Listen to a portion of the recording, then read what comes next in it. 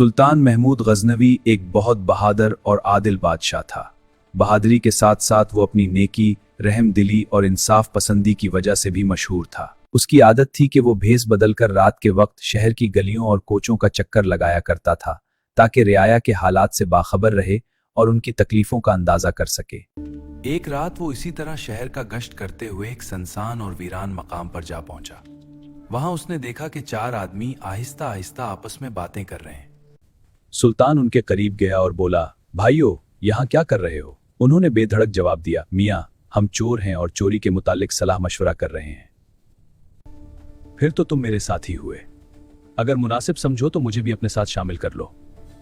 वो कहने लगे, हम किसी को अपने साथ इस वक्त तक शामिल नहीं करते जब तक इसमें कोई खास खूबी ना हो। पहले अपनी खूबी बयान करो, फिर फैसला करेंगे। सुल्तान ने कहा, खूबी तो मुझ में भी है, लेकिन अगर तुम बुरा ना मानो तो पहले तुम अपनी अपनी खूबियां बयान करो, फिर मैं अपनी खूबी बताऊंगा।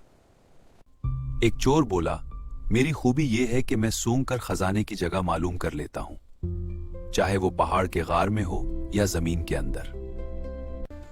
दूसरा बोला, मैं जानवरों की बोली समझता हूं। तीसरा बोला, मैं मजबूत से मजबूत ताला बगैर चाबी के खोल सकता हूं।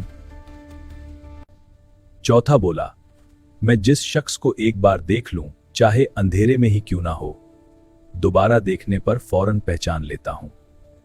यह सुनकर सुल्तान ने कहा, मेरी खूबी यह है कि अगर कोई मुजरिम फांसी के तख्ते पर भी खड़ा हो और मैं जरा सा सर हिला दूं तो वो फौरन रहा हो सकता है।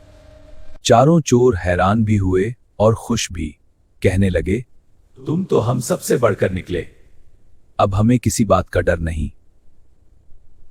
चुनाचे उन्होंने फैसला किया कि आज रात शाही महल में चोरी की जाएगी।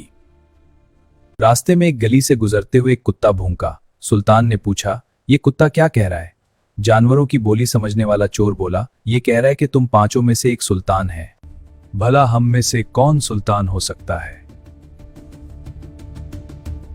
चोर बोला, मालूम नहीं, कुत्ते ने बस इतना ही कहा था। एक चोर ने सूंघकर खजाने की जगह मालूम की, दूसरे ने ताला खोला और उन्होंने अशरफियां और जवाहरात समेट लिए, मगर सुल्तान के कहने पर एक कीमती हीरा संदूक में छोड़ दिया। वो सब जंगल में अपने ठिकाने पर पहुंचे और माल को 5 हिस्सों में तकसीम किया। सुल्तान ने अपना हिस्सा ये कहकर वापस कर दिया कि दोस्तों, तुमसे मिलकर मुझे खुशी हुई है, ये हिस्सा मेरी तरफ से तुम्हारे लिए तोहफा है। वापस जाने से पहले सुल्तान ने चालाकी से उनके नाम और पत्ते मालूम कर लिए। उधर खजाने का मुहाफिज आया तो देखा कि माल गायब है और सिर्फ एक हीरा बाकी है। उसके दिल में लालच आया और उसने वो हीरा अपनी जेब में डाल लिया, ये सोचकर कि कोई नहीं जानेगा। सुबह इसने सुल्तान को चोरी की खबर दी। सुल्तान ने हुक्म दिया कि शहर के मशहूर चोरों को गिरफ्तार किया जाए। चोरों को दरबार में पेश किया गया। सुल्तान ने पूछा, वो हीरा कहां है? सूंघने वाला चोर आगे बढ़ा और बोला, आलाजा, पहले हमारी तलाशी ली जाए ताकि यकीन हो जाए कि हीरा हमारे पास नहीं। तलाशी ली गई, मगर हीरा किसी के पास ना मिला।